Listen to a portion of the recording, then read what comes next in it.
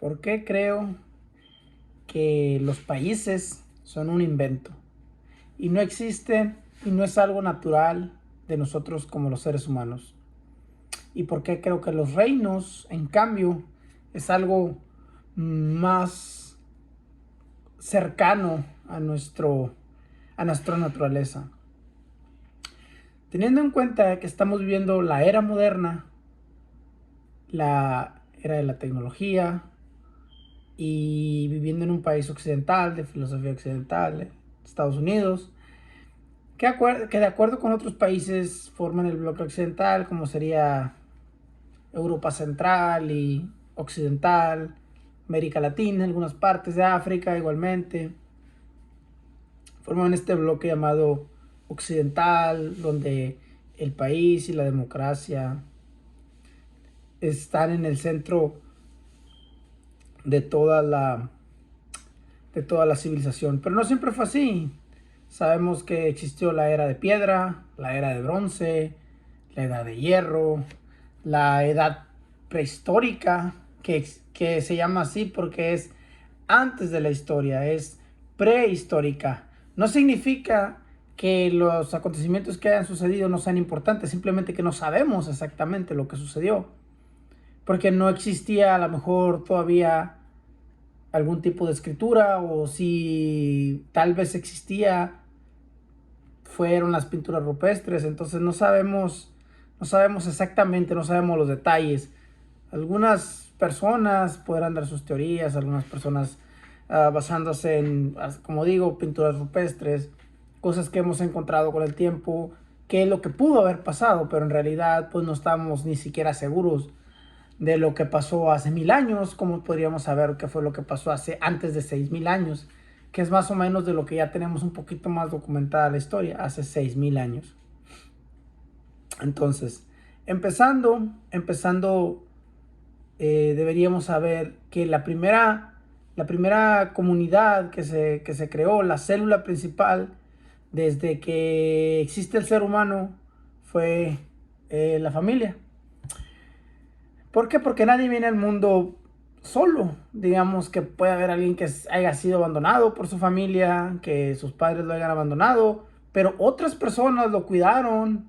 Tal vez fueron amigos, tal vez fueron sus abuelos, tal vez fue la mafia o cualquier otra persona cumplió ese rol tan importante que es la familia, que no tiene que ser necesariamente de sangre, pero en un 90-80% de, de los casos, la familia es quien cumple el rol de la crianza, la que cumple el rol de enseñarte los valores y todo lo necesario para desarrollarte hasta que encuentras una edad adulta. Entonces la familia es el núcleo más pequeño que encontramos. Después de la familia, después de papá, mamá, abuelos y a lo mejor una tía que no ha encontrado pareja, algún tío, tenemos los clanes. Los clanes son ciertas familias que no necesariamente tienen que estar relacionadas, pero mayormente sí lo estarán porque digamos que tienen un ancestro en común. El abuelo pues tuvo no sé, a dos hombres que decidieron formar sus propias familias, pero esos dos hombres, siendo hermanos, aún con diferentes familias, pero vienen de aquí. Entonces, ellos, como están relacionados, y tal vez una hermana, o tal vez otro hermano, o tal vez otro primo, deciden juntarse y formar un clan de esta misma familia. Diferentes familias forman un clan. Tradicionalmente viven juntos en una misma área, en una misma geografía, comercian entre sí, practican tal vez la misma religión, mayoritariamente van a hablar el mismo lenguaje porque están todos relacionados, la mayoría viven juntos, tal vez algunos en la época prehistórica o la época nómada salían a cazar a diferentes lados, pero mayormente permanecían juntos, permanecían como un clan, vaya el nombre. Y tenemos a la tribu. La tribu, que sería varias familias, Pero a diferencia de los clanes, la tribu abarca un poquito más, tal vez algunos parientes más lejanos, gente que decidió de otros clanes, de otras familias, tal vez se perdieron o fueron esclavizados, llegaron a la tribu. Entonces, tribu y clan más o menos, no siendo el mismo término, nos dan a una misma subdivisión, una familia agrandada. Entonces aquí tenemos mismas, digamos, mismo idioma, misma lengua, misma, tal vez religión, mismos valores, mismo territorio, misma alimentación, mismas costumbres. Tenemos un montón de cosas que las relacionan, entonces lo podemos encasquillar en clan y tribu. Un buen ejemplo de una tribu, un clan, nos iríamos, no sé, al Japón antiguo. Digamos en el Japón, antes de la Edad Media japonesa, existían clanes. Estos diferentes clanes eran familias o eran subdivisiones de grandes familias que a veces peleaban entre sí o a veces cooperaban, comerciaban, se ayudaban entre ellos mismos para enfrentar un enemigo más grande, para crear alguna infraestructura, algún canal, un río, desviar el agua. Se ponían de acuerdo para producir diferentes tipos de granos, diferentes tipos de alimentos, de vacas. No sé si me doy la idea, pero tenían algún tipo de comunicación y mayormente vivían en el mismo territorio. Entonces un ejemplo de un clan sería, digamos, el clan Oda. El clan Oda en Japón que vivieron en el periodo Sengoku. El periodo Sengoku durante la guerra civil japonesa, de donde salió Oda Nobunaga, que después fue uno de los grandes unificadores del Japón. Este señor pues peleaba con sus primos que eran de una misma tribu, pero eran un diferente clan. Entonces, como decía, no es lo mismo, pero se relacionan mucho entre sí. Entonces, esta persona queda al mando de su clan y decide empezar a conquistar a otros clanes de su misma tribu, de su mismo territorio, de su misma familia. Que aquí familia no me estoy refiriendo a papá y mamá, como acá, me estoy refiriendo a un conjunto ya más agrandado de personas. Entonces él sigue y pues total termina siendo uno de los primeros reunificadores del Japón. Ese es un ejemplo de un clan, esa subdivisión familiar, donde ya el abuelo ya tuvo familia y esta misma familia pues creció y formó sus propias familias, sus propios clanes dentro de una tribu. ¿Y por qué los clanes y las tribus se mantuvieron juntas? Pues por lo que decíamos, porque hablan el mismo idioma, por las mismas tradiciones, la misma cultura, tal vez la misma religión, por los lazos familiares, obviamente. Tal vez si querían mover algún canal, desviar el agua de un río, construir una pequeña presa, o tal vez ponerse de acuerdo que cada quien iba a cosechar para la siguiente temporada, porque si nos vamos un poquito ya más a la época de las civilizaciones, pues ya existía la agricultura, ¿verdad? Entonces, si todos sembraban trigo, pues no era lo correcto, porque lo correcto sería que uno sembrara trigo y otro sembrara cebada para tener que comer y que beber. Pero volviendo a nuestro tema acá, porque aún no hemos entrado a la época después de la prehistoria. Los clanes y las tribus mayormente eran nómadas, mayormente, me fui de bruces, mayormente eran nómadas y pues se ponían de acuerdo. Y se ponían de acuerdo, por ejemplo, un buen ejemplo de cómo se ponían de acuerdo está en la Ciudad de México. Hay un lugar donde no se sabe si estos canales se construyeron o si ya estaban ahí, pero piensa la mayoría de la gente que estos grandes canales eran lugares donde se mataban a los mamuts. Entonces, estos clanes, estas tribus se ponían de acuerdo para construir estos canales, estos desviaderos, para tomar a un montón de mamuts y llevarlos a un desfiladero donde eran fáciles de cazar. Desde arriba les tiraban piedras, desde arriba les tiraban piedras o lanzas o cualquier de esos pequeños objetos que pues podían dañar a ese mamut y podían fácilmente entre todos poner el esfuerzo y cazar una gran cantidad para tener alimento durante una cierta temporada. Entonces surge que estos clanes, estas tribus conversaban entre sí y empiezan a sedentarizarse. Como digo, surge la agricultura, con la agricultura surgen las primeras civilizaciones y la guerra como la conocemos. La guerra, la UNESCO dice que la guerra es un invento, pero la verdad que yo no tengo muy claro. Mi teoría es que nosotros conocemos pues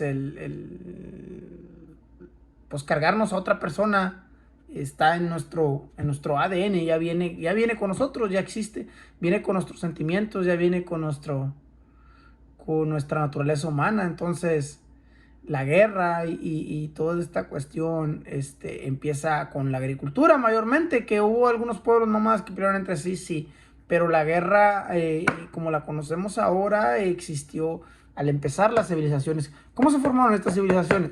Bueno, estas civilizaciones se formaron de clanes y tribus que decidieron asentarse en algún lugar, o tal vez no asentarse completamente, pero vivir en un cierto territorio, moviéndose de un lado a otro, crear pequeños pueblos, ya sea para estar ahí fijamente o para estar ciertas temporadas como de pastoreo, como para cultivar, de pesca, como por ejemplo en Alaska, que hay lugares de pastoreo y hay lugares de pesca.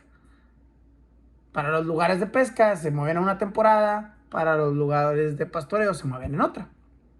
Entonces, estas civilizaciones empezaron a sentarse en ciertos lugares y mayormente eran clanes y tribus de una misma familia que hablaban más o menos el mismo idioma, compartían muchas similitudes como religión, costumbres, y demás, ¿no? Que no necesariamente tienen que hablar el mismo idioma ni venir de una misma familia, ni profesar la misma religión, ni adorar los mismos dioses. Pero mayormente tiende a ser así. Y también encontramos una confederación. Una confederación era un montón de clanes, un conjunto de clanes que decidían ponerse de acuerdo. ¿Para qué? Para mayormente protegerse de otros clanes, otras tribus hostiles que les podían robar su cosecha, su ganado, o simplemente robarles sus utensilios de caza, de cocina, o robarles el territorio para pescar, para recolectar alimentos, para cazar, para extraer cierto tipo de materiales que ya sea madera, para cocinar simplemente, o ya sea algún tipo de piedra para construir, o el acceso al agua también, que era muy importante.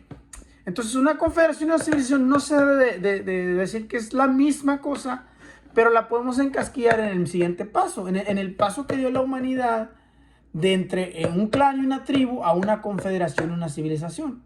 ¿Por qué? ¿Por qué lo ponemos en el mismo paso?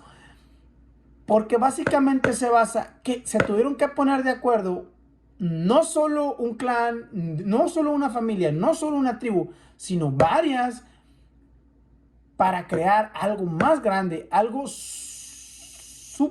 algo más grande que su clan, más grande que su tribu. Que tal vez había una tribu de esa confederación que no hablaba el mismo idioma, o tal vez había un clan de esa civilización que ya tenía otras ideas, o tenía otros dioses, o tal vez, que no tiene que ser así, ¿verdad? Pero puede ser. Un ejemplo de este salto grande lo tenemos también en los mayas. De que varias tribus mayas,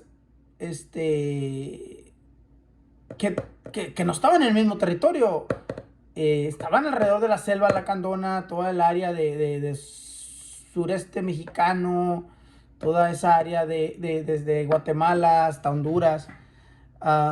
Tenemos a esta civilización maya, que no era que estuvieran gobernados por el mismo regente, que pudo haber sido así durante muchos periodos, pero entre ellos comerciaban, entre ellos se ponían de acuerdo para construir pues los monumentos que tenemos ahora, como ese famoso que tenemos en Cancún, el que tenemos en Guatemala, creo que hay uno más en Honduras. Esos monumentos no se construyeron, una tribu no pudo haberlo hecho, ni siquiera un clan.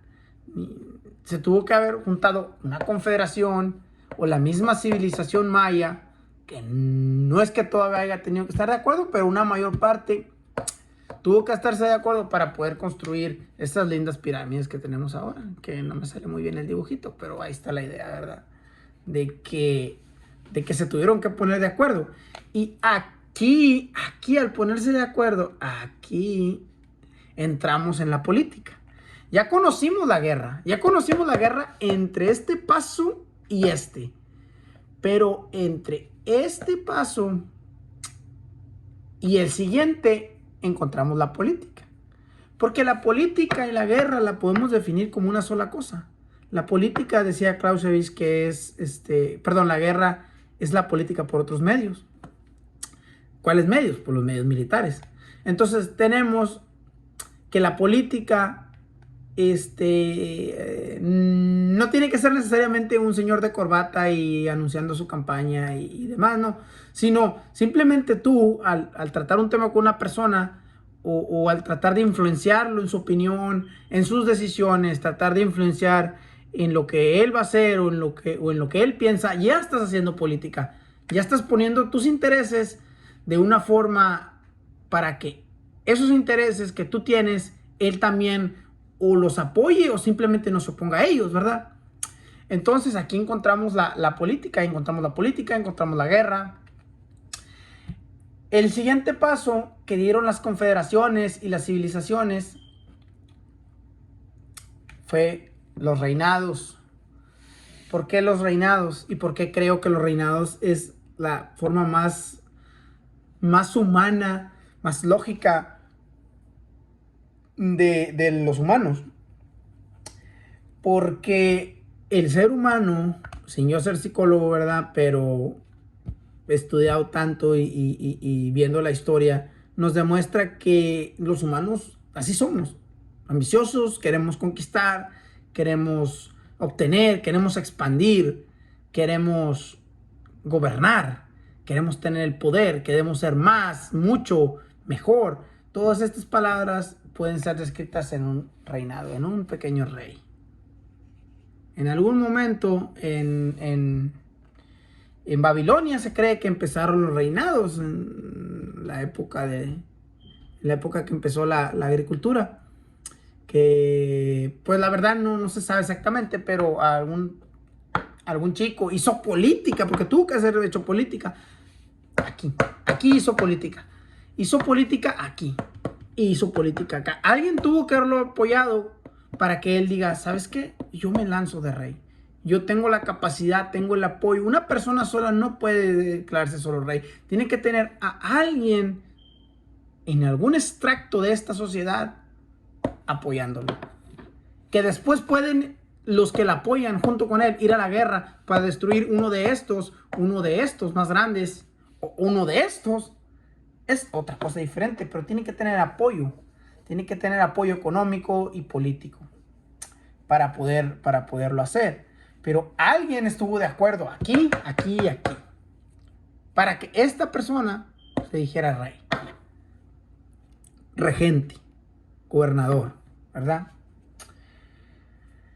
Después de eso, tenemos que los reinos empezaron a hacerse más grandes. Y voy a avanzar un poquito porque se me acaba el tiempo. Se formaron imperios. Imperios quiere decir que esta persona pues empezó a invadir más reinos y a hacerse más grande y mejor. Y se declaró emperador.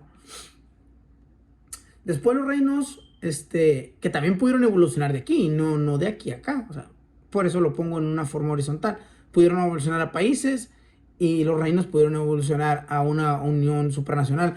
Aquí está muy, bueno, el caso más sonado que podemos tener muy rápido es el de la Unión Soviética. Pasó de un reino de los zares a una unidad supranacional, a una unión de muchas naciones que ni siquiera existían la mayoría de ellos, como Ucrania, como Kazajistán. Eran pequeños reinos que no pasaron a ser países, pasaron a una unidad supranacional. O sea, es un caso muy raro, pero sí hay. Y la Unión Soviética fue un claro ejemplo de una unidad supranacional que en términos prácticos era un país, ¿va? Porque pues estaba la mayoría de cosas centralizadas, pero dentro políticamente se gobernaba por países. O sea, la República Socialista de Ucrania, la República Socialista de Kazajistán, la República Socialista de Rusia, la República Socialista de Tayikistán y otras 12 naciones más.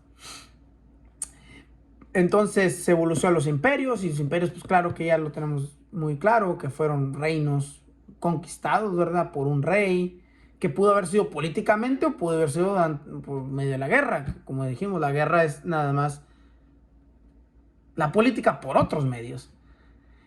Y ahí encontramos que, como dice el presidente de México, dice, no, la política se inventó para evitar la guerra. No es cierto. La política siempre ha existido, solamente que la política moderna es lo que se inventó. Pero la política siempre ha existido porque nadie mandaba a un ejército, la mayoría no mandaba a su ejército a conquistar otro sin antes mandar mensajeros, sin antes mandar espías, sin antes mandar comerciantes, sin antes mandar amenazas.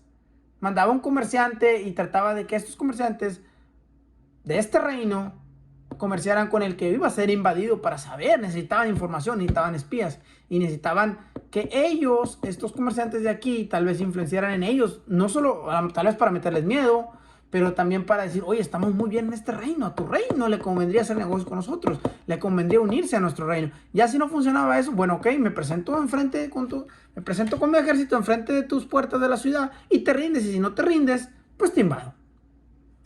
O después de que ya te invadí, pues te rindes, o sea, va la redundancia. Pero esto es hacer política también. No política moderna, pero es política. Todas estas acciones de influenciarte a ti es política. Entonces la política ya existió, como dijimos, la política existió acá. A lo mejor la guerra es... A lo mejor la guerra es uh, después de la política. Pero bueno, entonces, pues tenemos todo este montón de reinos que pasaron, imperios que pasaron, desde que se formó el primer reino allá en Mesopotamia, pues ya llovió, no voy a meterme en eso, pero de la persona que dijimos ahí en la civilización mesopotámica, en esa confederación de pueblos de los grandes ríos de Mesopotamia, hasta...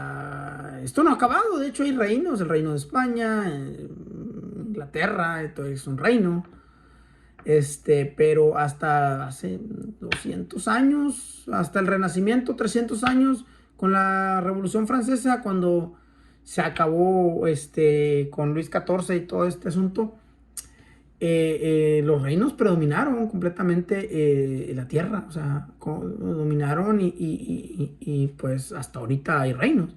Pero pasando al país y ya para terminar, porque esto creo que es más natural que esto.